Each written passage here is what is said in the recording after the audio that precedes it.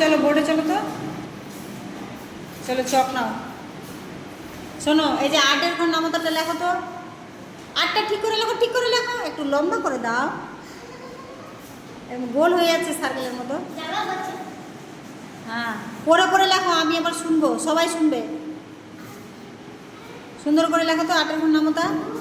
কেউ একজন কমেন্ট করেছেন যে আমার বাচ্চা কি 8-এর ঘর নামতা পারে না, ওই জন্য আমি তাদেরকে দেখার জন্যই এই 8-এর ঘর নামতা বাচ্চাকে।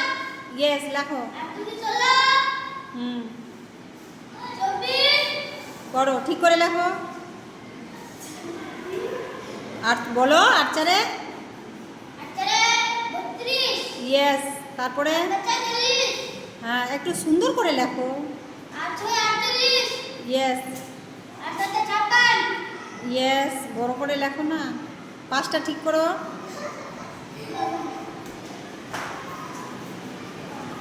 হ্যাঁ হ্যাঁ, লেখো। 8-9-এ 8-9-এ 64টা ঠিক করো। এবার 8-9-72 লেখো। তারপরে দাঁড়াও, ওখানে দাঁড়াও, ওখানে দাঁড়াও। একজন কমেন্ট করেছেন যে আমার বাচ্চাকে 8-এর ঘর নামতা পারে না, আমি তাদেরকে দেখানোর জন্যই আজকে এই বাচ্চাকে দিয়ে 8-এর ঘর নামতা লেখালাম। এবার পড়ে শোনাও তো, ওখানে আঙুল দিয়ে দিয়ে পড়ো। হ্যাঁ, ইয়েস, পড়ো।